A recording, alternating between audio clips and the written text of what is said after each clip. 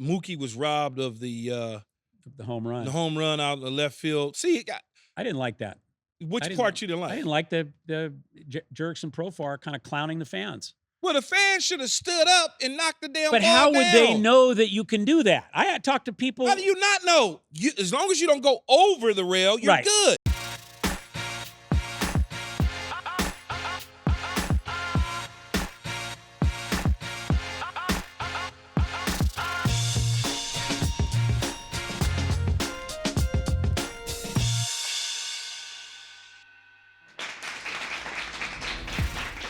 What's going on? It's Keyshawn. Today we have a special episode of All Facts, No Breaks with a live audience. A bunch of my USC Trojan students are going to join us. But before we get going, I want to remind you to follow All Facts Pod on social media or wherever you can get your pods at. Don't forget to subscribe on YouTube. We need to hit 100,000 episodes, or not episodes, but 100,000 subscribers. We'll get to 100,000 episodes at some point in time, right? Right, son? Okay, so we'll have a great show. It'll be a great show. But joining me, we have USC Annenberg professor, Heisman Trophy voter, and a good friend of mine. I've been knowing Jeff Fellenzer for a very, very long time, since I was probably 15 years old, I think it was. Maybe a little bit old, maybe 16 years old. What's up, Jeff? It's all good. It's all good. You good? It's fun to be here and have my students. No, it is good. Well. It's cool good to see the students. Yeah. Y'all having fun? All right. They're getting extra credit for doing this. Oh, okay. No wonder we have so many students here. A lot of extra credit. So tell me, man, you've been teaching at USC for a very, very long time. Mm-hmm. How many years is that? Well, I'm teaching the sports business media class, which is sort of my signature class. This is 25th year. I've been doing that. I taught a little bit. I taught a sports reporting class for a few years prior to that. Even going back to when you were a student at USC. I know, back but in those days. Took your class. No, my ex-wife took your didn't. Class. It was I taught it as an adjunct once a year in the spring, and sometimes it works out in student schedules, sometimes it doesn't. But this class, the current one, the sports business media class, it's been an absolute blast to be doing this for this amount of time. I can't even believe it's been that long, but it's just cool. The business side of sports, the media side, and to have the students that come in with such a passion for breaking into sports. That was always my thing, is how do you do that? So I always feel like if I can now, with my network and hopefully some expertise, that I can help get them on a path to realize their dreams of working in sports, then that's my mission. So you also are teaching a media technology course at USC. Tell me a little bit about that. And do you think AI will eventually affect what you're trying to get done? Yeah, a few years ago, I was thinking that the intersection of sports and tech we couldn't really cover it in my sports business media class. It's a broad-based class. It's hard to get to, dive into really specific topics and do it justice. So I created this class about the intersection of sports and tech. And we examine the impact of, analytics, and whether it be, AI or, just the many ways that tech touches sports, which is you could hardly even. We had Jaden Daniel, the quarterback from LSU, Washington Commanders, on with us, I don't know, a couple months ago or whatever it was. And he talked about how he used this virtual, and I've used it before. I kind of looked through it. I don't know if it would have worked for me, but kind of hurt my eyes a little bit. How has that affected the game, you think? Well, I think you can use AI in so many ways, and the leagues are doing it. The NBA, the NFL, you can do it as sort of a predictive analytic tool to help project how players can incorporate training, the levels of training, how much is too much in training and practice. You can do it for your analysis of game film, of college prospects coming into the pros. You can do it with nutrition. You can do it with projecting somebody, their injury history, or maybe their past, even off the field or off the court. Like, add those things together and get a better idea of who's coming in, who might be coming into your organization. You can have a clearer picture and analysis, and it will help players in training. And as you said, just the quarterbacks can use AI as they, analyze the field, and it in many ways it takes it to a different level, I think. Keyshawn, do you think it will? Because I do. I think it. Because I like to think for myself. I don't need no damn computer thinking for me and all that when I'm out on the field. It's one of those deals where it's just everything is sudden. Do you think, Keyshawn, that it'll affect players? Because that's kind of your generation that's been around now, I guess. You think it'll affect players, development to think for themselves? I think it'll affect in a good way. I think it's just an extra tool to, add another layer to just thinking for yourself. It just helps think for yourself. I don't know. I think anything that's going to help you in sense of, catching the ball, doing anything with AI will be a helping nature. I don't think anything's negative about it. So, yeah, I think it just it maybe gives you a more complete picture of a player, and I think it can make coaches work more efficient if they have more information. I don't know, Jeff. That's just maybe I just grew up different because I'm not an analytics guy. Like it's simple. If I need an inch, run the fucking ball. It's straight ahead. I don't need analytics to tell me, well, you might want to toss it left because it says 75%. It's this far, go this way. Right, it's right. just like. Yeah, no, I hear you. I think everybody's looking for an edge. Yeah. And so if you have some information and information is guarded so carefully in all sports. So if you have something that might be a little more predictive about a player or a tendency, a defense, I mean, it makes sense. But our scouting reports. You don't want to overthink, obviously. Our scouting reports tell us everything. Yeah. I knew down in distance what was coming, what part of the field was coming. I had all that information in my head. I didn't have to rely on, the analytics. So it's a form of analytics. It's a form of analytics, but it's so different, I guess, because you're out on the field and you're doing it live and you're not like anticipating somebody calling downstairs and telling you. Yeah, but maybe another way to look at it is you are digesting this information during the week in practice. Absolutely. You're working on it in practice, so when you get to the game, it's not so much you're relying on that before every play. You're reviewing things, but it's at least it's helping in preparation. And I think for coaches that are preparing, especially like in basketball, where you have so many games and you have back-to-backs, like. Maybe it could get to be where there's an information overload, but you'd like to have as much. And then it's up to the coach or executive to get the information at in the volume of information that's appropriate for the player. Some players like a lot of information, others don't. Yeah. So you have to tailor it to the player. But I think it's just giving you more. I'm curious, what do you think about the robot umpires? The idea of having balls and strikes called by. They need to get a robot umpire. They need to for sure. 100%. Don't you think it's hard to look at a pitch and know that the wrong call was made if you have the technology to? I don't correct want robots. No, they already have the box that. Yeah, shows but the box was already there.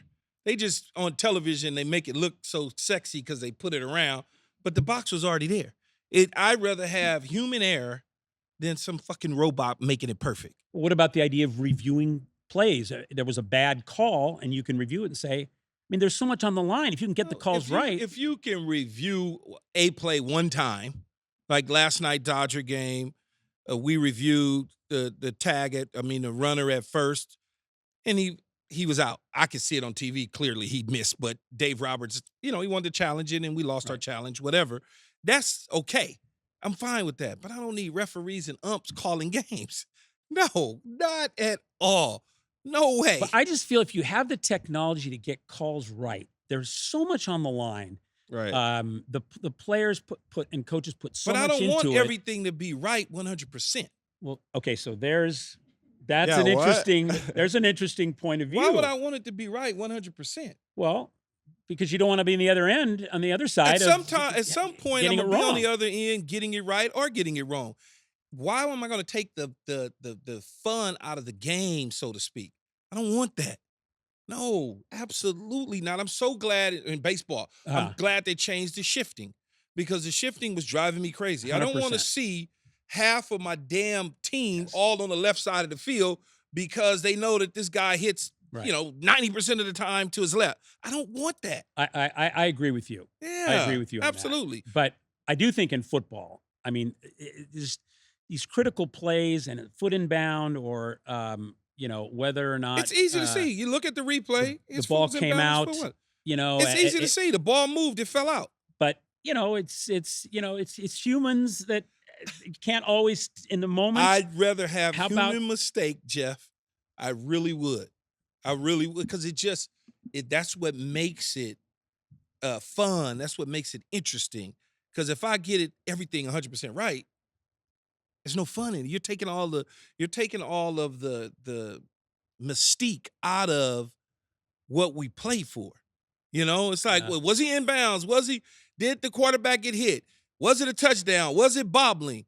Well, the referee said it bobbled, but the computer will say, or the robot will say, touchdown, he didn't bobble it. Well, no, it moved enough for the human to be able to say incomplete. I just like it that way. Anyway, so you taught at USC for obviously a very long time. Who are your top 5 students that were athletes at USC? Well, we just had one that won a silver medal in Paris. Pretty proud of Anna Cockrell. Mm-hmm. And Anna was I call them front row students that make an effort every week to be sitting in the front row. It really sends a message to any teacher, Y'all professor. hear that? Front row. And they know that they've heard me talk about that it really sends a message that I'm here to learn. And so really proud of Anna because she was a front row center every single week. Okay. Like, I'm here. Another guy who was that way, Zach Banner. At 6'8", 340. Like, you'd think that a lot of times, that kind of size, you sit in the back, you don't want to get people's way, whatever. Not Zach. Come all the way down to the front row center. Maximize the learning experience. Another one that you'll know, a current USC player I had in class in the spring was Deuce Robinson. Mm-hmm. And Deuce was, I think Deuce sat in the second row, but he not only was engaged in every class, but he stayed after. He might have had a lift the next morning at 6 a.m. and he's talking to me and to the guest and just hanging out and learning even more after class until 10 p.m. So those are a few that have made a big impression. But there have been many that I feel really blessed to have. Did you have Bronny James at all? I did not. Didn't have Bronny, but I mean a lot of athletes that I think you would be familiar with. Khalid Holmes and Alex Holmes and Matt Barkley and Nelson Aguilar. What Dory about Jackson? Dory was a really good. What about some guest speakers that you had? Well, I think the one that I almost seems a little surreal is having John Wooden as a guest in the class 3 different times, and I called it 3 different life-changing times. Coach came in his 90s and was reciting poetry off the top of his head, and just his perspective on life is, to me, I want the takeaways from my class to be more than just the business of sports or sports media. I want it to be things that down the road you will think about. Like, I'm still thinking about something that Professor Fellenzer and we talked about in class, or something Coach Wooden said, and I try to honor him because I considered him a close friend and a mentor. So we have a weekly Wooden segment. So it's a different reflection, observation about life, and they get tested on it. You got to know your weekly Woodens. What would be the biggest lesson you learned from Coach Wooden? I think just prioritizing being a good person, doing things the right way, being a good listener. He was an amazing listener. I mean, It was cool. I had opportunity to meet him once, Jeff, at Gelson's. Yeah. Because he was living either in Tarzana or lives in Encino. Encino. Yeah. And I ran into him at Gelson's. He had to be, at that time, gosh, man, he 85 or something. Yeah. He was moving right along. I'm like, oh shit, that's Coach Wood. Me and my mom me and my mom, and I was looking. I was like, oh, but he was cool. He was sharp too. He was amazing. He was so patient, and he would ask you questions about your background and what you did and what you wanted to do. And so I would always try to bring a different person with me when I would go see him. I called it the Mecca on Margate Street in Encino. And the other thing we did for about, gosh, I want to say 4 or 5 years, I asked him one day, what's your favorite restaurant? You've been in LA since 1948. So I guessed all the ones you'd think Chasen's and Lowry's, try to think of the old school places. Monty Steakhouse or something. Brown Derby. Yeah.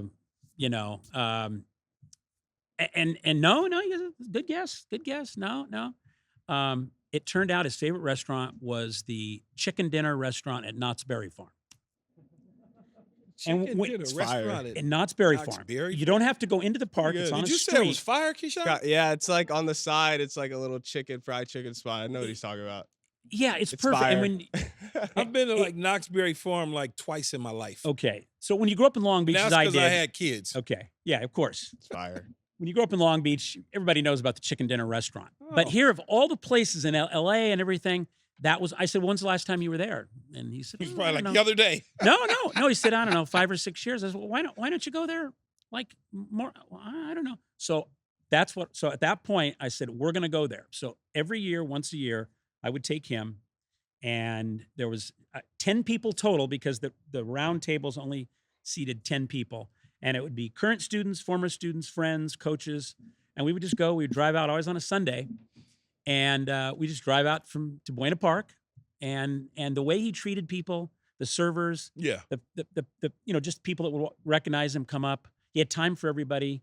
He was so patient. It was one of the coolest things I've ever been able to do. And then I'd find myself driving to and from, and I'd look over at one point, and I'd go, God, I got some really valuable cargo in this car. Did he Drive careful. Did he ever share with you how much money he gave Kareem Abdul-Jabbar, which was Lou Alcindor at the time, to come from Brooklyn? No. We didn't talk You about didn't get that. it. You didn't get into the NIL back then. No. But can I tell you one thing I asked him about, and I felt like I knew him well enough to ask it, but I was there when the night that Kareem scored 61 points. He was a sophomore. It was Lou Alcindor then, and it was a blowout win over Washington State.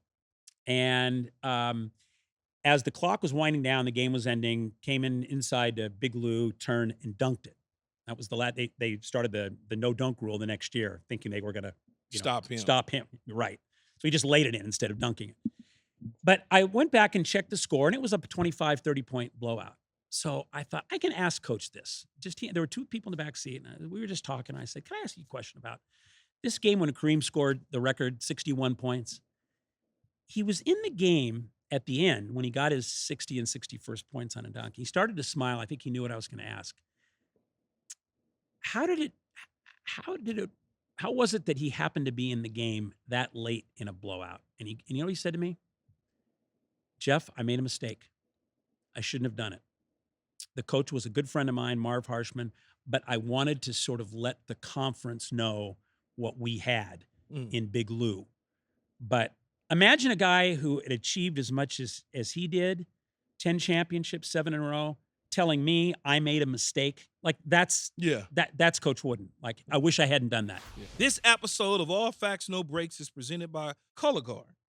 As my listeners may know, a few of my family and close friends have undergone battles with various forms of cancer, so increasing awareness around the importance of cancer screenings is very personal to me. And on that note, today I want to tell you about the Color Guard test, which is a great use at-home option to screen for colon cancer.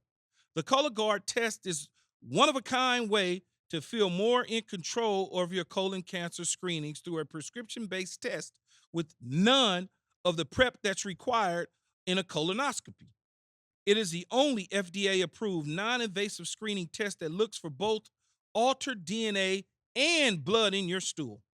What I want my listeners to know is that colon cancer screenings are crucial for early detection because many patients with early-stage colon cancers have no symptoms at all and are diagnosed through a preventative screenings.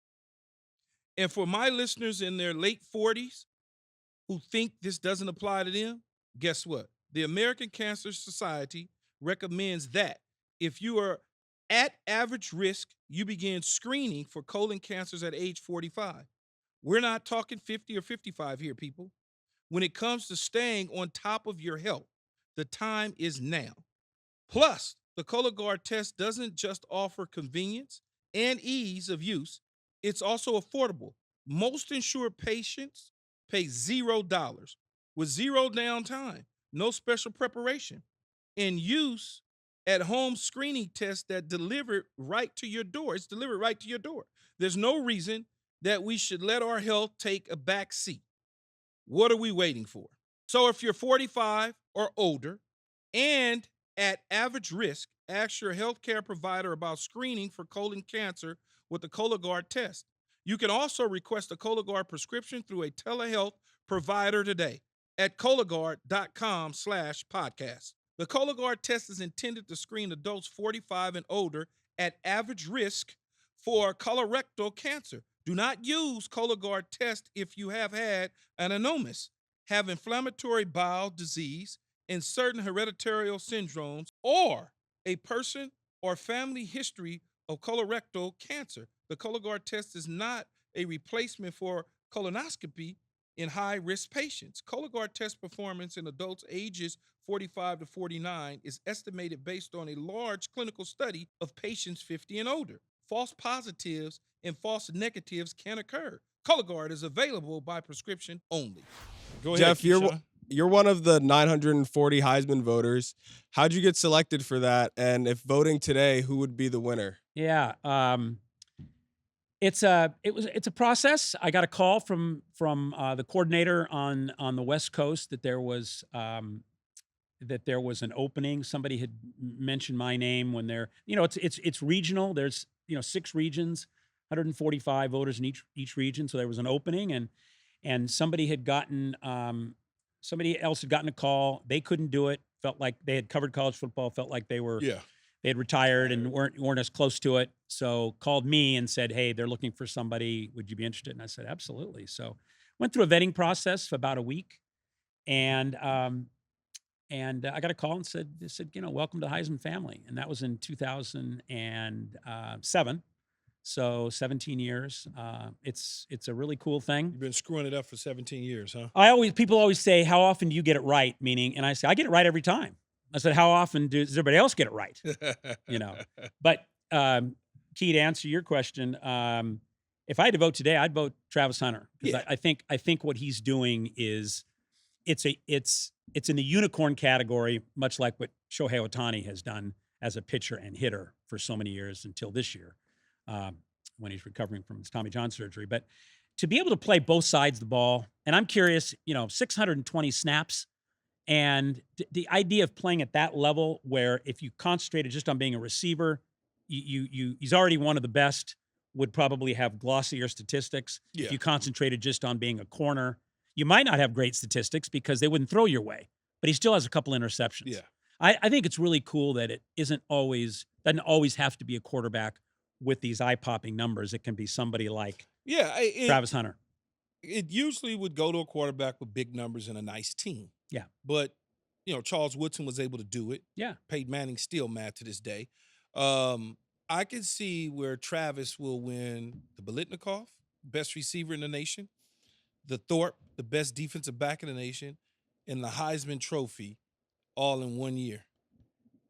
I hadn't even thought about those other awards. Yeah. That's kind of because he's mind-boggling. not. When you look at the statistical side of things, he's within line of any receiver that would be up for the Biletnikoff. He's right. I mean, he's right there. Yes. So it will depend on whether or not the voters want to give it to him at the end of the day.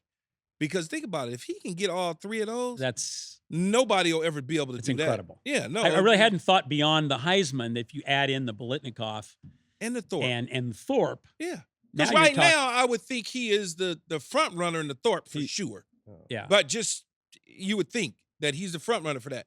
And if you look at his numbers compared to some of the other receivers that are in that conversation, he's right in line with that. Yeah. And then if he's your Heisman guy of the day and he continues on this track, he'll be your Heisman guy at the end of it, and many other people as well. And the team is playing well. Yeah. Now this week, the against trendy Kansas pick, State? that will be a good test. But this week, the trendy pick, because Colorado had a bye last week, was the Boise State running back, Ashton Jeanty, who I saw last year in the LA Bowl. Not going to happen. He has 1,000 yards already. He could have 16 10,000 touchdowns, yards. They're 11 not yards giving per the carry. Heisman Trophy to a Boise State running back. They gave Not it to going to happen. They gave it to a Baylor quarterback, and they were what? Yeah, 8 but and 4, Baylor 7 and is 5? in Boise, a little different. Yeah, that was an Those an stats interesting are a one, little though, different. because I was Andrew Luck almost the whole season. At the end, I flipped to RG3 because I thought to elevate Baylor, Yeah. that was really But- an accomplishment.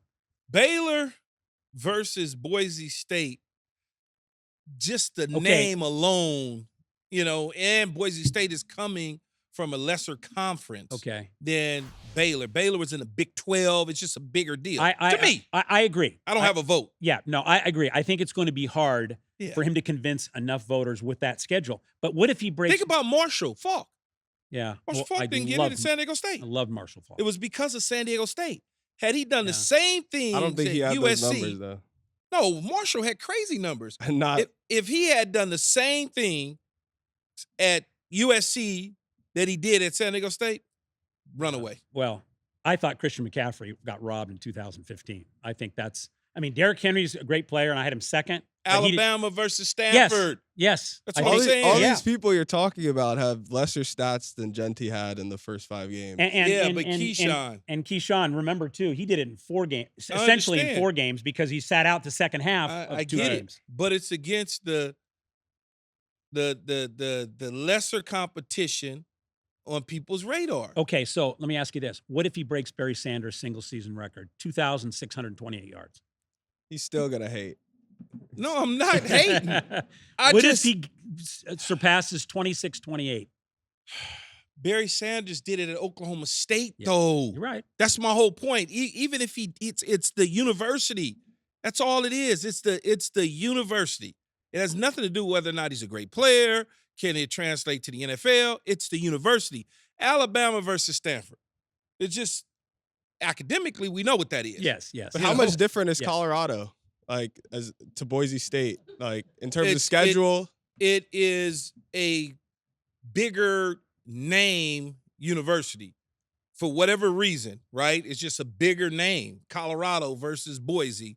If Colorado offered you a scholarship versus Boise State, even though Well- Boise State's program has been better over the last decade, you're probably going to Colorado. Not what 2-3 years ago when they were 1-11. No, I'm saying most it's people are just now. probably going to go to Colorado. Mhm, That's just mhm. what it is. Yeah. But, Yeah. Well, the other guy too. I had Cam Ward second yeah. on my list this week. That comeback to do it on the road Yeah. when you don't have Yeah. the crowd to kind of help. That was crazy. I mean that was an amazing performance, and I think he's going to be in the discussion all season long. And I think those 3 guys, Jeanty, Ward, and Travis Hunter, it feels like pound for pound. If you just said the best football player, Yeah. like if we just got and played in the park this week, like those 3 guys, and maybe Jalen Milroe as well would be in there of guys that would get picked to just go out and play football.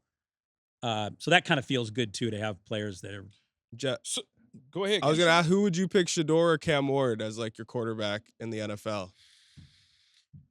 I would probably pick Cam Ward. I have a lot of confidence in him. I saw him Yeah. play at Washington State in person. Really impressed. Command of a team. I think physically he has the right, kind of the right frame to withstand, some of the punishment. That's one thing I've been impressed with. Jaden Daniels is A little not a small huge for me. guy. Well, Cam Moore's a little small. what about Jaden Daniels? I mean, No, he's Jaden's very small. 6'2" and a half. tall, but yeah, but he's 6'2" I mean- and a half. He's 210 pounds, a slight. slight. Cam Ward is Slight. like 5'10". 6. I think he's listed as what 6'3", Lie. 6'3", No. 6'2", 6'2". Cam 5'10" is disrespectful. He's like 6. Okay, what? so let's say 5'11". 5'11". Well, Okay. yeah, 5'11". I don't care what he's listed. Yeah, He's a yeah. 5'11" QB versus a Shador who's a 6'2". So, what was your reaction when Bryce Young was the first pick? Same overall. reaction it is now. Keyshawn, you want to tell him What? about what I don't want to feel talk about. Bryce I don't Young? want to talk about the Panthers. Oh, I mean, at the time when he was picked, did you think it was a Yes, I stretch? would have never picked him. Yeah, Never. I like the kid, nice Yeah. kid and all from California. I'm right. not taking a dude 5'10" 180 pounds soaking wet on a rainy day with weights in his pocket. Yeah. Not doing it. Yeah. What That's about how you Kyler get Murray? fired. I'm not taking him. Not taking him. Okay. I'm not. I want people that could see over the line. Yeah. I don't want. No, Kyler Murray is a fantastic guy in terms of running around and creating and do. It's too hard. Yeah. It's hard to win with. There's a reason that smaller quarterbacks haven't lasted in the National Football League very long. And everybody points to Drew Brees. Everybody says Russell Wilson. Those are outliers that took perfect situations Okay. for Russell Wilson to go to Pete Carroll with a defense and a hard running game and hand the football off to Marshawn Lynch and a defense that won. Right? That's what it takes. Yeah. Where Drew Brees was in a perfect situation with Sean Payton, dialing it up as a coach and getting the ball out of his hands quick. When you look at a dude like Bryce Young, I like Bryce. Bryce is fine. Yeah. Too small for me, though. Yeah. And guess what Frank Wright said? He didn't want him either. The owner was, there was an owner's pick. Tepper wanted him, so Tepper took him. Yeah. And then Frank Wright gets fired, and then Dave Canellis plays with him for like 4 games or whatever it was, 2 games. It was like, yeah, you're not getting ready to get me fired. Why don't you come sit over here with me for a little bit? Yeah. It's just small. Scott Boras is still mad at Kyler Murray for not going baseball. He had him. He was the 10th pick overall in the draft by the Oakland A's. He's still making money though. I know. No, he just thought he could have been but it's not over. Elite player. It's not over. Yeah. He still could decide in a year or 2 that he wants to play football. Yeah. So tell me about this Friday Night Lights, Jeff. Oh, You go to all these little different high school football games throughout the country, or better yet, the Southern state. California. So the state. Yeah.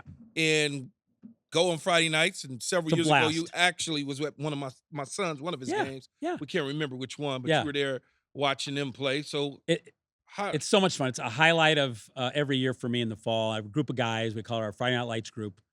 We do the schedule in one of our guys, Bob Townsend, does the schedule in the summer. We look at the games. We try to get to where we think the best games are and players that, as a Heisman voter, it's kind of fun to see guys. Does it help you? It does, because you just get, they appear, kind of on your radar, and you take a look and you follow them. It happened with Bryce Young. Yeah. We saw him do some amazing things at Mater Dei, transfer from Cathedral. And then we go to occasional summer. We go to a summer event at Edison High in Huntington Beach where you get to see them before the season starts.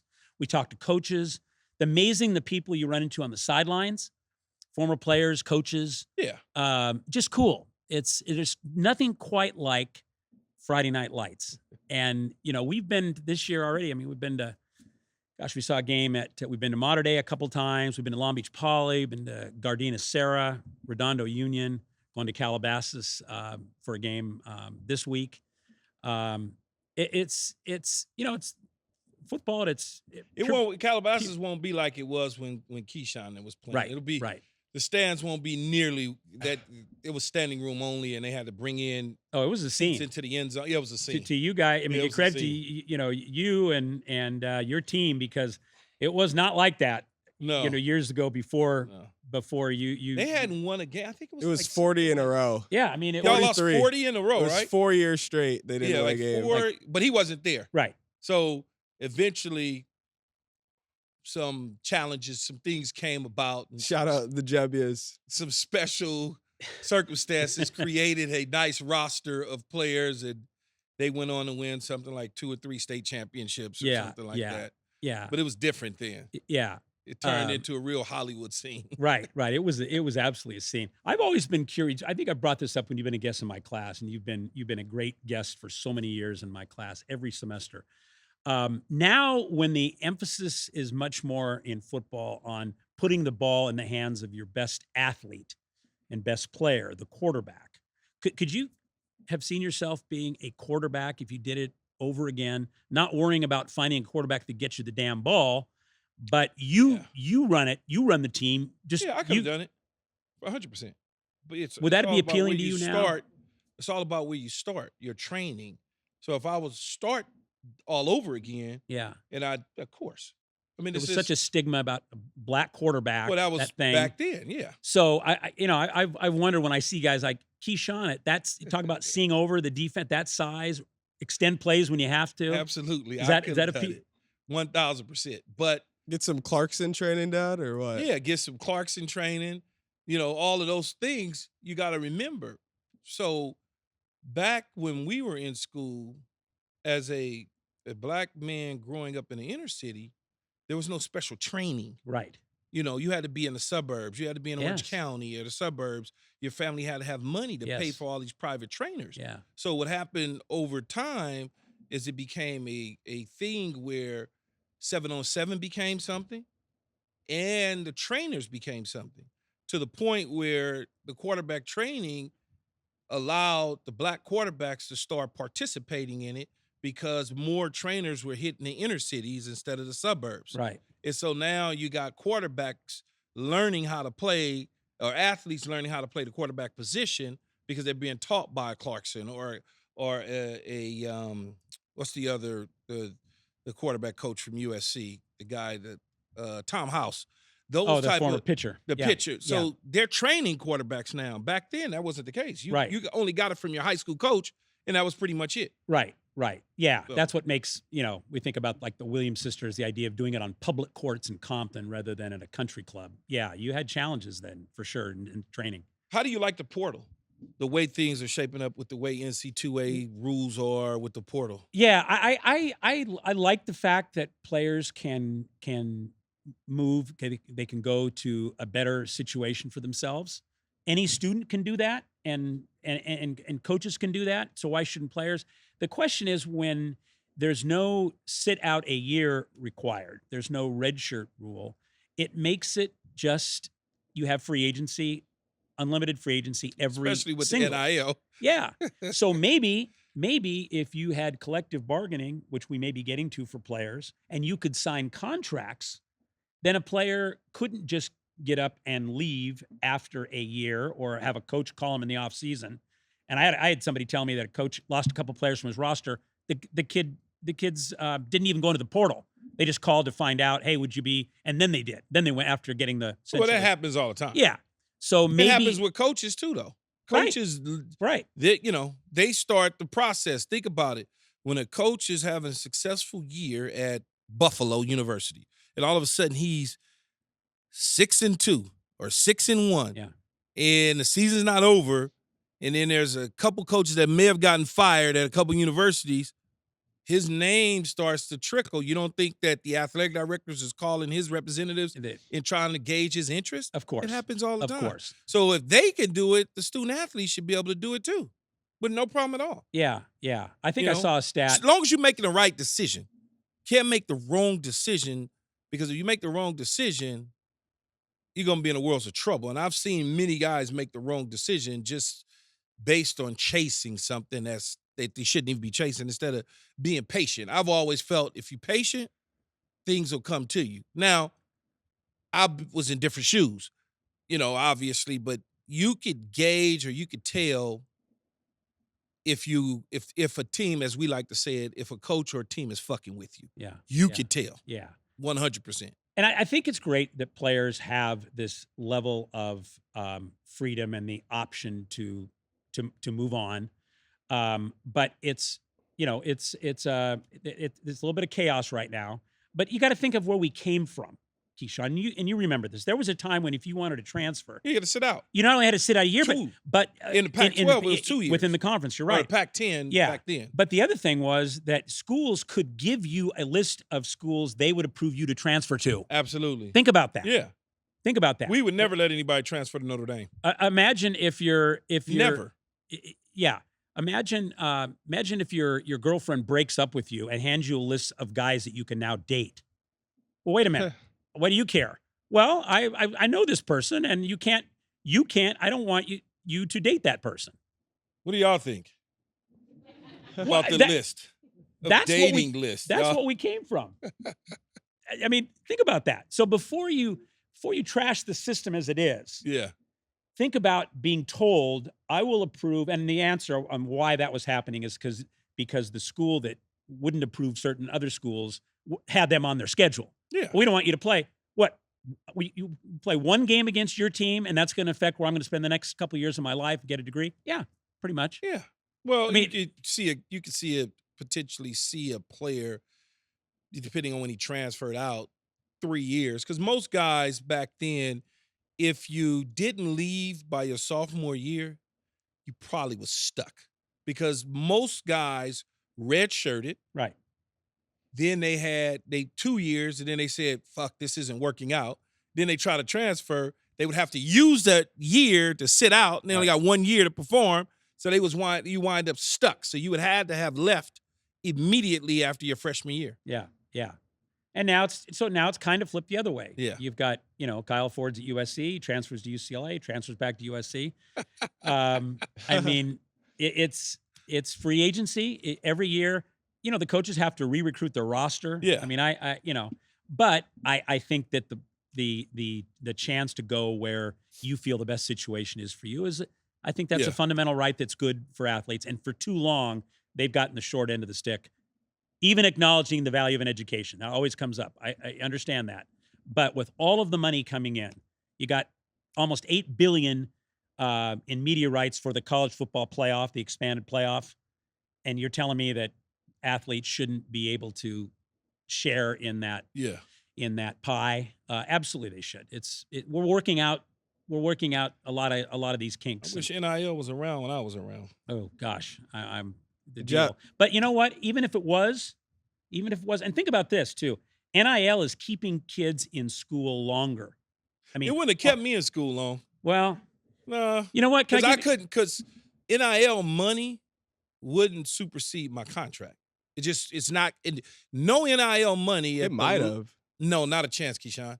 Yeah. Not a chance, because in order for me to make $18 million in a rookie contract to be at USC, it wasn't gonna happen. Right, but we had conversations that period when you were making a decision about whether to come back for your senior year. We had conversations, and I think you saw it. You took a longer term view. Yeah. And I think I even mentioned, that Keyshawn, the season's going to go by. You're gonna train, play it, and you'll be preparing for the draft. But it was really important for you to get your college degrry. Absolutely. Oh, 100%. And I don't know whether you've shared this with your audience, but what you've always told my classes is, in business, and business has been so important part of your life off the field, they take you seriously when you have a college degree and you're in the room with well-educated people. Absolutely. That was important to you. The degree portion is extremely important. But the fact that I could be a senior and I can leave and go to the NFL, if I was a junior and I can leave and go to the NFL and know that I'm going to get the number 1 overall pick slot and I'm going to get that money, there's no reason I'm not going to, why would I stay at SC? I could go back to school and finish in a half semester. Right. Because I would have made so much more money in my first several years of school. You got to think, coming from West LA, that would have been a big check. Then junior year would have been a big check. Yeah. So what the hell am I sticking around but you for? made I got that a lot of money in my pocket now. But you made the decision not to come back. Yeah. I mean, to come back. To come back, not to go to the draft, even though you would have been. I made that decision based on the circumstances of graduating and have an opportunity to fight for a Heisman, fight for a national championship, all of those and sort the of number things. 1 pick. And the number 1 pick. If I had started off early putting money in my pocket, probably wouldn't have came back to school. But I wasn't getting the type of money that some of these dudes get. It's just, they get some absurd numbers that some of it, and all of them aren't true. It's just, numbers are just out there floating around. Some guys claim they getting 6, 7, 8 million, which is a lie, but they still putting 7 figures in their pocket. Yeah. With Jeff, I was going to ask with NIL, do you see a difference in the importance of education? Well, you think it's helping? I'm thinking of 2 players, 2 North Carolina basketball players, Armando Bacot and RJ Davis.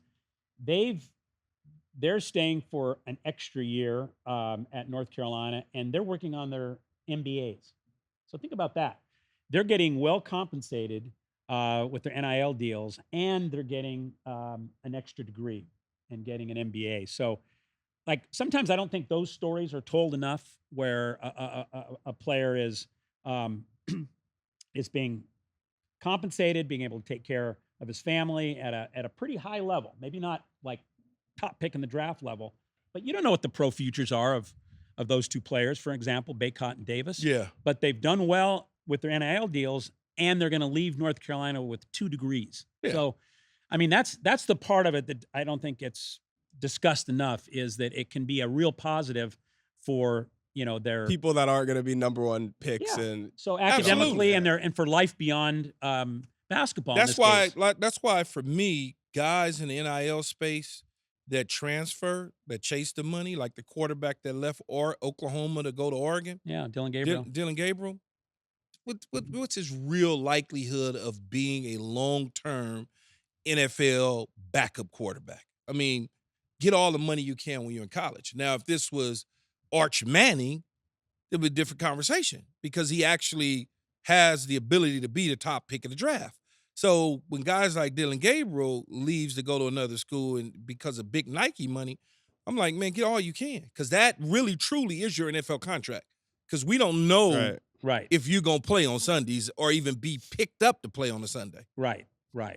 And that's the thing too about NIL is everybody, again, they see the numbers being thrown out that Nico Amaleva gets to go to Tennessee, or Caleb Williams got whatever, but the third string right tackle's not getting those kind of deals. But I would, if I'm Caleb Williams, I'm leaving Oklahoma to go to USC, just education alone. Yeah. It's Okay. just Yeah. Oklahoma education versus handshakes. USC education is not, that alone I'm leaving. Yeah. But I think it was, following his coach. Which Plus, you certainly following your coach. Makes sense. What do you think about this realignment situation in college sports, where now in the Pac-12, I don't even know what Pac-2 right now or something like that? It's a little crazy. Well, versus SC leaving and going, and then UCLA kind of getting in our wagon to go to the Big Ten with us, because otherwise UCLA would be stuck too.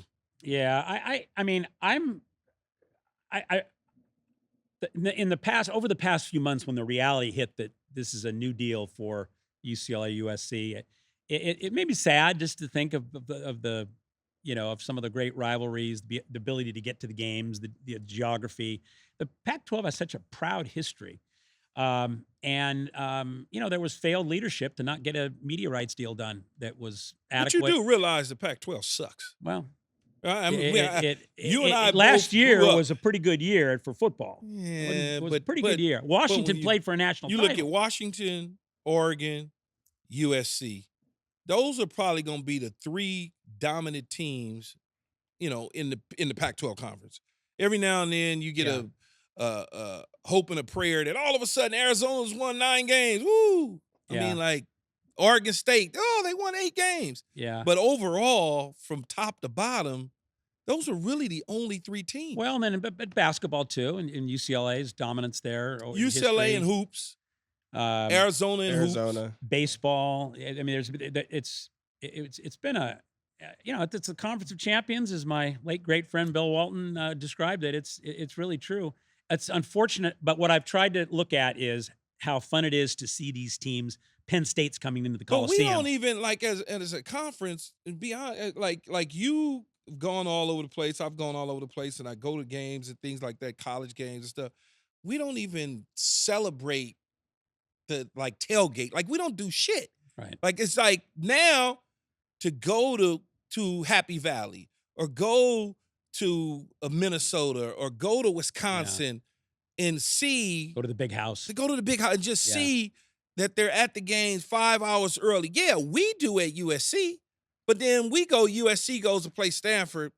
It's like, come on, man. They're drinking fucking wine and cheese crackers. Wine and cheese crackers out with tents on the grass. And it's like only 200 people. Right. It's no fun at all. Well, so I'm gonna cheese and crackers and wine at a football game. I'm gonna sushi maybe even. Yeah, and maybe even sushi. No, it's the truth. Jeff is not lying. I remember I went to the Stanford USC game several years ago. This is the first time I went to the game and kind of walked around. I was like, are you kidding me? Could you roast a pig? Could we see some beef? It was just. Well, they're not carrying goalposts down to the river in the Pac-12. But I've also been to a Tennessee game. I know. I've been to Ohio State versus Virginia Tech. Right. And the town was just littered with tailgates and beer and clubs and just having the ball. before the game. But that's a college town, different from. And look, in LA, so many of my students come from cities from across the country. USC, much more of a national school than ever before in its appeal. So they might save their money and instead go see the Knicks play the Lakers at night 2 miles down the street, or they go to Dodger Stadium down the street, or they go to a Kings game. I mean, they're the options, or to the beach or the mountains. It's a different landscape. Yes, but we still celebrate it like college football is supposed to be celebrated as far as I'm concerned at the Coliseum. We still tailgate, and we do. Right. Okay? True. Washington does. Yeah. Oregon does. But I'm talking about those other teams and the other universities in the Pac-12 conference. It was weak. Yeah. Compared to the SEC. Well, I think the Rose Bowl is a good tailgating scene too. Before Rose Bowl's like the worst place to ever get to. Well, you have to you have to have a plan. My friends at the Rose Bowl, they always talk about hard. You gotta just be strategic. You have to have patience. You no patience. Gotta have a plan. You got to figure it out. Believe me, they're getting ready to go to the UCLA games at the Rose Bowl this year. So, don't discourage them. I'm not discouraging y'all. I'm just saying that it's so hard to get to. Yeah. That I've had tickets to some of the biggest events of the never mind. I don't want them. Yeah, I'm good, man. I got something else to do because it's just too hard to get to and in and out of. It's in parking, and it's a lot. It's a lot. That's a lot. It's a lot. And if you're going to UCLA game, the stadium's empty. But it's a handful of times a year. That's the thing. I think it's 6 games, home games a year. You can do that. So what happens tomorrow on the Dodgers-Padres game? What do we do? Do we close it out? Close it out. Make it to the NLCS? I think the Dodgers get to the NLCS. NLCS. I think it's their time. I think the key was to find a way to split in San Diego. You play all season for the home advantage. You take care of business, whether it's a bullpen game, like it was. Think you could go back like to it the was bullpen, last night. though, No, can you? I mean, yes, there's a day off. Oh yeah, today. That's right. It is a day off. And if you're pitching, I thought Dave Roberts really managed the bullpen game well. So I think the relievers, whether you'd be tempted to press fate a little bit because you're asking 5 or 6, 7 guys to we were 90 to be really good. I think we went 9 last night. Yeah. So could you do it 2 games in a row? Like that's going to be a discussion they're going to have probably Today? having right now Yeah. to decide. Maybe you have somebody that starts, whether it's Flaherty, and maybe tries to pitch 2 or 3 innings and then turn it over. That's what I think may happen is the starter pitches a few innings and then turned over the bullpen. But I think it's time that the Dodgers advanced on, got rid of the ghosts from the last couple of years. And the town was so down after the game that I went to, the 10-2 beating on Sunday. Oh yeah. So that game 2 that was, and Mookie was robbed of the home run. The home run out in the left field. See, I didn't like that. Which part you didn't like? I didn't like the Jerks and Profar kind of clowning the fans. Well, the fans should have stood up and knocked the damn ball down. But how would they down. know that you can do that? I had talked to people. How do you not know? As long as you don't go over the rail, you're good. Well, I was with a friend of mine this side of the rail at the game who was a high school baseball coach, executive on the highest level in high school. And he thought you couldn't interfere even if they came into the stands. Yes, you can. I know. We yeah, found just that out. fucking waving his hand. So, but how would somebody, I was so mad. How would like a 15-year-old kid from the Valley think, but it wasn't a 15-year-old kid. It was grown men. Right. But to expect that everybody would know that it's okay to fight with the player, I don't think everybody expects that. So no one was going to fight. Yeah. All you got to do is take your hat, do like this, and that's it. You're good.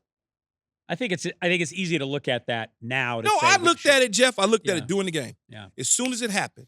But I know baseball and I know rules and stuff. But as soon as it happened, the first thing I said, why would they not interfere? Well, I didn't like him kind of clowning with the fan. I mean, normally when you catch a ball like that, you hold it up to show the umpire I made the catch. You don't need to. It's in his glove. Well, I mean, but now all of a sudden there's interaction with and now you get stuff thrown. I'm not justifying throwing things. No, it shouldn't. You should never throw any object at a player.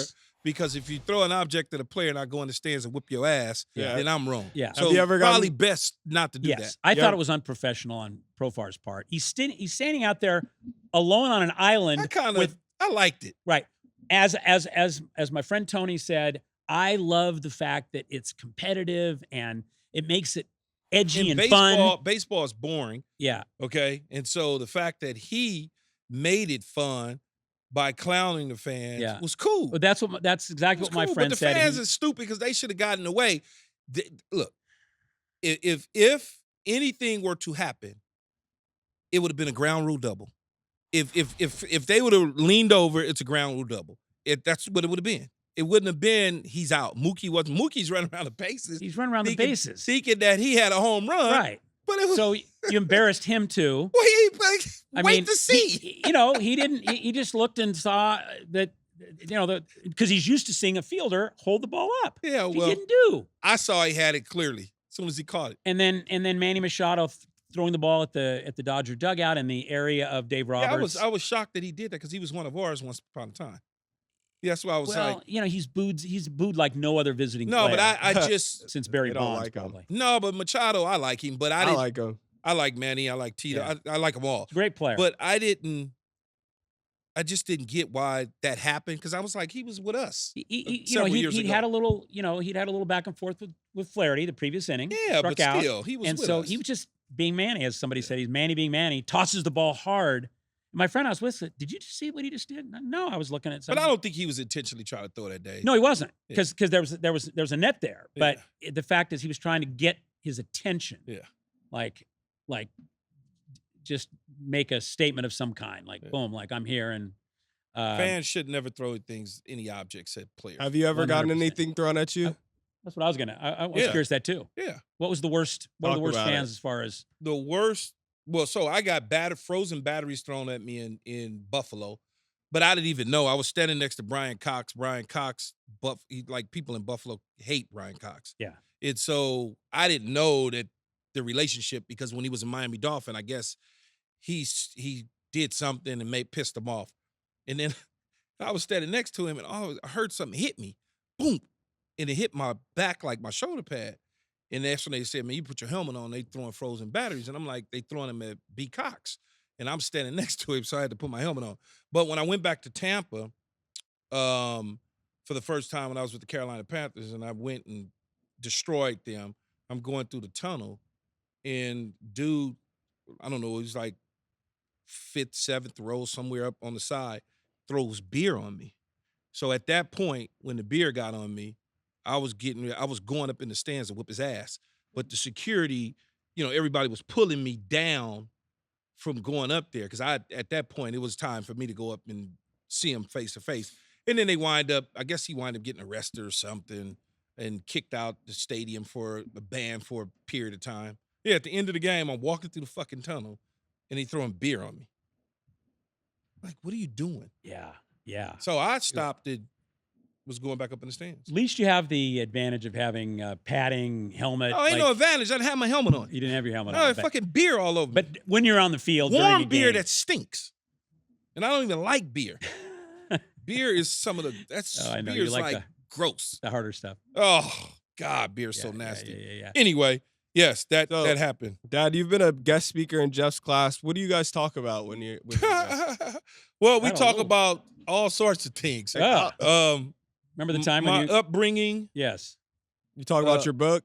My books, upbringing, how I was raised, the things that I've gone through in my life, how I went to Jeff's class, his mom's class when I was in high school and jumped on the Rough, Tough, and Dirty, which is the RTD, which is public transportation, to go to Jeff's job down in LA, downtown LA at the LA Times, to borrow his car to drive to San Pedro to speak to his mom's class. And guess what I had on? Board shorts, flip-flops, and a T-shirt. And so he was my mom's first commencement speaker at her elementary school, Bixby Elementary in Long Beach. She was a 50-year educator. After being a drama major at UCLA, she shifted gears to education.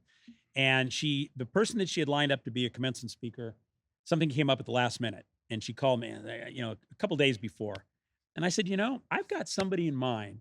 He's actually at this point at West LA, but he's coming into USC. Did you come into Spring, spring ball? yeah, spring. So you were at USC, but you'd come out of West LA. Hadn't had the football season at USC yet. And I said, I think that what he's lived through already and his perspective on things, like I saw that in you at a really young age, that you had things together. And so, yeah, you took my car. I couldn't get away from work. You drove to Long Beach, and she said, he shows up, he's got the shorts on, and she goes, the kids just followed him around like the Pied Piper. And you said something that, you just talked about your journey, and she said it was inspiring. And 2 years later, you're the number 1 pick in the NFL draft. And I've often wondered, those kids that were there who were in, 6th grade, seeing that, what they thought, that kid. And you said, I'm going to be at USC, be number 3. Watch for me this fall.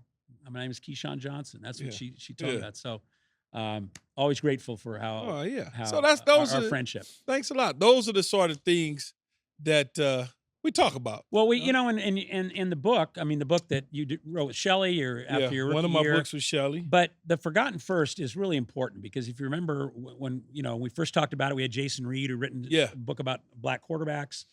But I just don't know. You didn't even know about those 4 players that reintegrated the NFL. There were black players in the 20s, a few, Fritz Pollard, and a coach. Yep. But what happened for those 20 some odd years until it was a little bit, as I like to call it, a little bit of a hiatus for black players in the National Football League until 1940s roll around, and all of a sudden, we get this bright idea. Oh, it may be good for political reasons, so let's allow black players, a couple, back into the National Football League, and particularly here in Los Angeles, right, with the Rams moving from Cleveland and wanting to be in the Coliseum and needed that stadium to play their games. And the political people stepped up, along with famous black journalists that said, hey, in order for you to play in this stadium, you may need to put some people of color on your team. And so that's how it kind of all morphed into reintegration of black players back in the National Football League. Kenny Washington and Woody Strode. Kenny Washington was Jackie Robinson's quarterback at UCLA, and unfortunately, he had suffered some injuries and wasn't the same player. 8 years later, 6 years, 7 years later. Yeah, it's like a period of time goes by. Right. Instead of letting him play right when he came out of college, instead of having this military attitude to speak, where you got to go to the military instead. Yeah. And it's like they wasted, I think, those precious years. Yeah. That he could have really turned into something. Well, the next year was the year that the barrier was broken in baseball with Jackie Robinson in 47. Mm-hmm. So that reintegration was actually a year before baseball. Yep. But I always say, like, what if somebody like, Willie Mays came up in 1950, 51. What if he had been born 20 years earlier? Then we would have been saying, that Willie Mays guy, he was a really good player in the Negro Leagues. I wonder if he could have made it in baseball. Willie Mays and Hank Aaron and Willie McCovey and all these great players that came along in the 50s, they happened to be born at a time when they could play Major League Baseball. But it's just it's mind-boggling to me to think of excluding this whole, eras of players with so much talent. Well, now Cooperstown has, of course, basically integrated, added the stats and stuff. Right? It added the statistics to the Negro League into the whole deal. Yeah. But all the numbers that the great players that did play, that didn't play against black players. They're incredible numbers that Babe Ruth and Ty Cobb and Lou Gehrig. But what if the game had been open to the best players regardless of race? It's just so it's so funny, Keyshawn, because I don't even know if kind of the story. It's so funny because every time we have these conversations about sports and race and what happened and stuff like that, I always go back to our friend Shelley Smith. Yeah. Shelley Smith, beach blonde, I like to call her beach blonde, white woman from Colorado who didn't know me from a can of paint, and allowed me as a teenager to babysit her kid. Didn't even know me. Met me like doing a Sports Illustrated for our high school. She was doing an article for Sports Illustrated. Right. And she met me and my friend, and we befriended her. And she was also working at ESPN at the time, and she needed a nanny, so to speak. And she picked 2 black kids out the inner city of Los Angeles. Now, this is Palos Verdes white woman. 2 black inner city kids Mm-hmm. gave us the keys to her car and allowed her to babysit Dylan when Dylan was, I think Dylan at the time might have been 5 years old, 4 years old. Right. Didn't even know us. It's like, Yeah. and I always say that's some white shit there. So she she certainly you know, gave us the keys to her car and allowed us at her home. It's just, we just think different on the West Coast, man. Our brains are wired different. Shelly was our connection. Shelly Yes. was the person that introduced us, and she told me, "I want you to come down and meet us. I want you to meet this guy, Keyshawn. I'm working on this story of football in the inner city. I think we met at Jerry's Deli in Marina Del Rey. And so she recognized something in you that was different, and you got to meet this guy. And I did. And look, Man, ain't nowhere in the world I'm trusting me with my kids. yeah, I mean, I'm like, no, seriously, no. yeah. Like, if it was me, I'd be like, hell no. But obviously, nothing was going to happen, but it just, Well, it's a few just years like, later, I hand you the God. keys to my car. Yes, you like, know, and so, unbelievable. but she recognized that quality. That's so crazy to me. I think about that all the time. Yeah. And Dylan just got married the other day. I couldn't make it, but she wanted to get married Yeah, and it's up incredible. in Joshua Tree. It's so weird to me though to think that as we always go back to where things were in the 40s or the 50s, the 60s, the 70s, to where things were when I met Shelly and where we are today Right. in life is just I'm just thinking about bizarre. That time at Jerry's Deli and where we are now. I mean, Yeah. look at what you've accomplished and things you're doing. Yes, just in beautiful media. set. Those Yeah. people I've accomplished. I'm worth something in life, Keyshawn. So now we got Call Keyshawn before we go. Let's listen to the voicemails real Awesome. quick. Hey, what's up, man? It's Keyshawn. Leave your name, where you from, and let us know how you feeling or what you want to know or talk about, okay? Keep it under 30 damn seconds, too. And don't be all that craziness. Just talk clean and clear. Okay, bye. Before we get started, I want to give out the number. It's 915-295-3228. That's right. It's 915-295-FACT. That fact is 3228. So make sure you subscribe to our YouTube channel if you haven't already. And if you want to be featured on the show, pick up the phone, call. And as I said right there in that promo, no cursing, keep it under 30 seconds, act civilized, and all those things. So let's take a listen to our first caller. Yo, what's up, Keyshawn and Jeff? This is Kyle from Sheboygan. I have a quick question for you guys. Want to get your thoughts on it. So, love NFL, love watching all the games, but nowadays it's just so difficult to really watch the whole season on one streaming service or platform. Thursday nights are on Amazon Prime. Now they got us on Peacock, Netflix. Obviously Sunday Ticket's probably the most popular, but just want to get your guys' thoughts on, the NFL really spreading their audience across multiple platforms. So, just want to get your guys' thoughts on that, as well as, if I'm going to pull the trigger on one streaming service, which one do you think I could get the most bang for my buck? Thanks, guys. Streaming service? Bang for the buck. They don't want to know what type of streaming service I use. It's in my YouTube, I guess. Is that's the service I use? YouTube. That's where you get. That's the streaming, right? You get I'm Sunday like Ticket. an old fart. I don't even know this. Where you get Sunday Ticket, of course. Yeah, that's the Amazon. one. You have the. But Thursday I get night everything. games. But I get everything on YouTube. Right. Basically, Yeah. I get everything on YouTube. Yeah.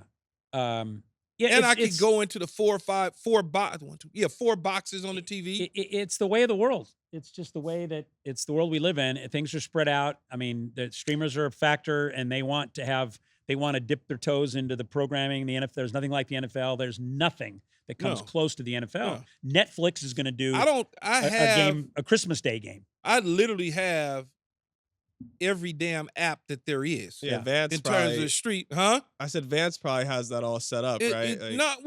I think a little bit of Vance and Shyla and myself, because I'm the type that if I didn't have an app or whatever you call it, the app, I guess that's what y'all call it, right? And so something comes on or being promoted, I'm like, oh shit, I can't get it because we don't have HBO Max. And then all of a sudden, I downloaded just to see that, and I never undownload. Right. And all of a sudden, I look up, I'm like, why am I getting a bill for HBO Yeah, Max? no, that's just the reality. Like I said, Netflix is going to do a game, a Christmas Day game. Amazon. But I have Netflix. I have Amazon. Yeah. Okay. I have YouTube. But I have Fubo. Am I saying it right? Yeah, Fubo? Yeah. I had that, but I only got it because I couldn't get the Pac-12 network. Right. So I got that for the Pac-12 network. I ain't got it no more, though. Right. I did same thing. And I used to cancel it after football season. Yeah. Because I really didn't care about any other Pac-12. I had volleyball. Sorry, I just wasn't watching volleyball. I had DirecTV, and I switched over to Spectrum because they didn't have the Pac-12 I network. have Spectrum because of the Lakers and the damn Dodgers. And the Dodgers. Yes. That's the only reason why I have it. Otherwise, I don't watch it. It's just the world we live in, and especially when you're talking the NFL, the most prized live programming, sports or non-sports, is the NFL. Yeah. Sunday Night Football is the highest rated program, and it has been for a long time. So, and so crazy is I have Amazon Prime for Thursday night games, but I don't watch the games at home. I watch them at the sports bar with my friends. Yeah. Next caller, please. Hey, Keyshawn, this is Javion, your producer, calling in, coming from the great state of South Carolina, where the real USC is. My question for you today is, if Penn State dominates USC, which I predict, by the way, will Lincoln Riley officially be on the hot seat? Let me know what you think.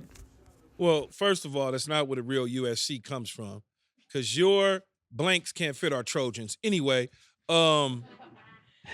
what I would say to that is people will start to complain. People will start to say we bought some bad goods, but he will not be sent home packing this year. He will start off next season with his seat flaming hot. That's what I would say. This year, new conference, new feel. 2025 is do or die for him. That's what I would think. Yeah, I think it might get, I'll say, uncomfortable. Yeah, uncomfortable.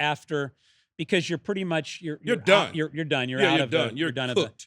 So how are you going to finish the season? There's plenty of big games left. You still have Nebraska, Washington, Notre Dame, UCLA. Yeah, but you just rattled off at least possibly potentially 2 more losses. Well, that's what I mean. So this is big. So you might have a 5 to 6 loss season. That's not good. That's not going to get it done. That's not going to get it done at USC. Especially those that are investing in the program and players. So next year, 2025, he starts off on a hot seat. Yeah, I think that's fair. I think it's going to be. I think it will get uncomfortable. Very uncomfortable. If people Penn will State start wins. circling the wagons, as they like to say. Do you think USC will win this week? Are you asking me that? I'm asking you. No, you're not asking me that, because I'm not going to answer that. No, I don't think they'll win this week. No, I do not. I think they lose to Penn State. I do. I think they lose to Penn State. It's tough to hear. Yeah, it's the reality of it. It's the real me. I think they lose. What about you, Jeff? Well, I don't like to make predictions about about USC. Jeff is an unbiased guy. I would just say what They gonna lose, man. It's my school. I love them to death. Yeah. I'm rooting. I'm gonna be sitting there watching. I'm not gonna go because they lost 2 games and I'm wasting my time. Yeah. And I'm gonna be watching whatever channel it's on, and I'm gonna be mad. I'm gonna be pacing. I'm gonna be drinking. All of those things. Yeah. And I'm gonna be rooting for us to win. Yeah. But I know they're gonna lose. I just know it. I just know they're gonna lose. I think it's gonna be difficult. Difficult. I don't know. I'm doing the doubleheader Saturday. I'm doing Coliseum, and then evening I'm going to the Rose Bowl. Who's at the Rose Bowl? UCLA and Minnesota in the evening, and then in between. Really like football. And then in between, I got to find some place at 4:30 to watch Ohio State and Oregon. Does it get much bigger than that? It's in Eugene. It's in Oregon. Oh, that's a big one. Ohio State gonna. So you think? wherever you're watching the Oregon. USC game, I mean, like I'll be at home. Okay. I So usually don't make any plans for early evening. I usually watch college football at home on Saturdays. Yeah. You know, Sundays, sports Sundays bar. I'm out at the Yeah. bar. Sundays, Mondays, Thursdays I'm at the bar. Yeah. No, I'm not Yeah. drinking all Sunday drink. Sunday Sunday drink. for Let me sure. explain. Let me explain. Sunday drink 10 a.m. till probably, what is that? Everyone's about 7 p.m. Drink. We start off at like 10 a.m. to about 7. It doesn't mean we just drink it every 30 seconds, but you drink it. Yeah, You usually start off with mimosas in the morning. By the time the 1 o'clock games come Mimosa around, it's guy. tequilas. Yeah. And then more tequila. Then more tequila. By the time you get to the night game, it's whatever. Keyshawn, what's he like on a Saturday versus a Sunday? Is there like I think he's more chill on a Saturday than a Sunday. Sounds We like like him on the Saturdays.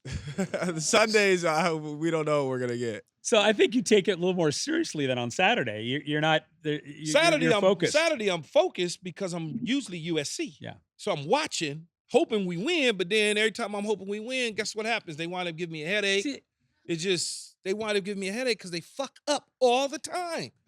Literally. Isn't that interesting? The connection you always feel to your school. But Yet you're- think about it, Jeff. I have probably, there's no probably. I tell this story all the time. I've been associated with the university since I was 7 years old. Right. I'm 52. Do the math. That's how long I've been associated with the university. When USC lost in 1982 to Penn State at the Fiesta Bowl, and Marcus Allen was our running back, I was a kid, and I think I cried for 3 days. And Right. couldn't understand how we just lost to this team that had like Kurt Warner. No, was it Kurt Warner? I think Kurt Warner was yeah, the running I think back. that was on that. Yeah, and that the team. quarterback was Todd Blackledge, and Matt Millen was the linebacker. I remember it like it was yesterday. Yeah. And I was a kid. Yeah. And Marcus Allen was our running back, and we had Dwayne Bickett and Jack Yeah. Del Rio and company. Yeah. And I cried like a kid when we lost. the- I couldn't believe we lost. The connection you feel to your school. Do you feel that way about your pro No, teams? I don't care. That was a check. People ask me all the time about pro teams versus. I'm like, man, I could care less about what the Jets do. And don't It you means and nothing. don't you think it's that way for about 90% of the players in the league that they identify Yeah. more with their college? Absolutely. And sometimes they even introduce themselves on When they pregame started doing the pregame introductions, I would either go Dorsey High School Yeah. or University of Southern California. I would never say, "Oh, I'm a Tampa Bay Buccaneer, a New York Jet, Carolina Panther." No, I'm a Trojan. That's why when they lose, I'm ready to fire everybody. And when they win, give them extensions. So I want to ask you guys, we go to the crowd now. You guys got a microphone out there? Hi. Thank you so much for having us. No problem. During an era where there's a lot of pressure on athletes to maintain a certain image, what advice would you give for staying true to themselves while also handling media scrutiny and just navigating personal branding? Great See, question. I never really understood the personal branding situation, I guess, because I've always been aligned with brands that are bigger than me. So when guys are talking about their brand or their branding, I'm like, your brand is your name. Because you'll never be, for the most part, you'll never be bigger than a brand. You'll never be bigger than Nike. You'll never be bigger than Coca-Cola, Pepsi, whatever the case is. So as long as you keep your name clean, you're going to always be good. And as far as paying attention to the media, I was someone who really paid attention to the media but didn't pay attention and allow it to affect me. I didn't allow it to affect me at all, and I'm still that way to this day. Like social media, I could care less. Does nothing for me. And people, oh man, you don't understand. I'm like, no, I understand. I have a job at Fox. I understand. So I don't, I just tell them just stay aboard, stay clean, and you'll be fine. Mm-hmm. Great question. Hello. Thank you for having us. My question is, outside of yourself, who is the best wide receiver to ever play at USC? Well, you start with me, so that's good. That's number one. Outside of me, there's been a long, long laundry list of guys. I mean, obviously, I'm at the top. It's clear. No one could ever dispute that. But then you got Johnny Morton, who was fantastic. Yeah. You have Mike Williams, who was dominant. You have Robert Woods. You got guys like Kareem Kelly. They were all dominant. Lynn Swann. Marquise Lee, Lynn Swann. I mean, all of those guys can fight for number 2 all they want. And that's kind of the way it is, I would think. All of those guys, some of them won national titles. Marquise Lee, I believe, even won the Biletnikoff. So it's so many. We like rich at that position. Mm-hmm. So again, everybody else can fight for the second spot. So thank you so much for having us today. As an athlete turned broadcaster, do you ever feel uncomfortable talking about other athletes that you might have played with or just athletes in general with your perspective? Good question. No, because I'm not mean-spirited. I don't attack. I don't go after them personally. I just communicate what I see and what my opinion is and what I think. So I really never get uncomfortable with it at all because I'm never looking to make a name for myself. I already made that. I've done that. A lot of times what you see is people with personal agendas go after athletes for personal reasons to lift themselves up, things of that nature, clickbait. I'm not in that world, so I don't have an issue talking about a guy who I may have played with or a guy who goes to USC or a guy that I know that I may have to cover. I have no issue at all. If he does well, I'll praise him. If something's wrong, then what you want me to say? I mean, you did it, not me. I remember you in class talking about, I think it might have been Matt Leinart or somebody gave you Matt. some pushback and saying like, kind of didn't expect your USC guy, like what would you, and you always said. I told Matt, I said Matt Leinart was our quarterback, Heisman Trophy, national champion winner, the whole deal, first round pick, Arizona Cardinals. But when you are being videotaped in a hot tub with co-eds, what am I going to say? And you playing bad? What you want me to say? Oh, he's really scored there. Like I can't, they're asking me what I think. And for me to do my job the right way, I got to tell what I see and what I think. So Matt was mad, but he eventually got over it. Yeah. Eventually got over it. But I think some former players would maybe just avoid the topic somehow, but I can't do that. Right. That's not, it's not my job. You also said about the media, you said, I never minded criticism as long as it was fair. Yeah. And they made an attempt to understand why things happened. Yeah, you gotta be fair. You can't just make stuff up, and make it the way you want it to be versus what it truly really is. And a lot of times you see that with a lot of people. Oh, you should have caught that ball. How? In what world? Right. Well, it hit his hands. He jumped 9 feet in the fucking air. He made an attempt to get it. Yeah. But people will try to, oh, he should have seen that. How? His back is turned. What? That's why sports bars are the best. Oh, if you could put like a hidden camera on me at these places, it's some of the funniest. They're sitting there. What are you talking about? Yeah, like, what are you saying? Yeah, no, the other day, I don't know where I was at. I was somewhere watching the game or something, and the guy was sitting there. Oh, I know where I was at. I was at Fuego's in Tarzana watching the Thursday night game. And the guy was like 2 chairs from me, and he was saying something about it was a Jets game or was on or something. He was talking about this, that, and the other. He should have done this. And I happened to look down. I leaned forward, and I looked at him, just shook my head, and his buddies looked at me, and they started shaking their head, too. And I'm like, what the hell is he talking about? But, that's all fun. Yeah, that's sports. Hey, Keyshawn, thanks for letting us come here and sit in on your show. My question for you is, during your time at USC, did you have a favorite moment or aspect while attending the school outside of football? Maybe something with like your teammates, your friends, or a class or something? Being from LA, and going to a school that I grew up across the street from at 7 years old, that I first stepped onto that campus, that was the joy. Like that was the That was it, right? It was the best. I mean, if you could go to school right across the street from where you grew up at, and you know about the university and the history of the football program, and just be around all these great athletes. As a kid, I think I was probably 9 years old. I tell this story to people. There's two baseball players. Actually, there's two professional baseball players. I believe both are either in the Hall of Fame or both are gonna go to the Hall of Fame or whatever. But at 9 years old, I don't know any other kid, Jeff, that has warmed up Randy Johnson at 9 years old and threw BP to Mark McGwire.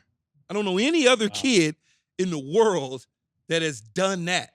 So that's the sort of stuff that I was able to enjoy as a kid, as well as warm Jack Del Rio up. Yeah. I mean, it's like, as a kid, you walk across the street. Now we got gates every fucking where. Before, there was no gates. The campus was just wide open. You could just walk through and go on about your business. There was no gates at all. And that was the inviting part about our university. And then obviously over the years, things have happened. So now we had to kind of put gates around it a little bit. You need a QR code to get on campus now if you're a visitor. Yeah, QR code. Yeah. I violate it every time I go on campus. And I park illegally too, just so that y'all know. They be trying they stop me. I'm like, what are you stopping me for? I need to see your ID. All right, whatever. And just go and park. Y'all don't do it, I do it. Well, you know what, too? And you embrace the university. But you got your degree in 2 years. Yeah. Come out of West LA. Have you told your audience about the night before the night of your draft, the draft party? That the next day, what time it was? I don't know if you've ever told me exactly what time. What time the party was over? No. 9, 10 a.m. what class was. You had like a test, right? Yeah. The final? The morning after you're drafted number 1 overall, you don't have a worry in the world at that point. You got to class. And I think that's an important story. Yeah, what Jeff is talking about. So I had a draft party at this famous place called House of Blues on Sunset. It's no longer there, but it was like a big deal, big to-do. And I had a party, thousands of people, the whole deal. But the next day was the midterm.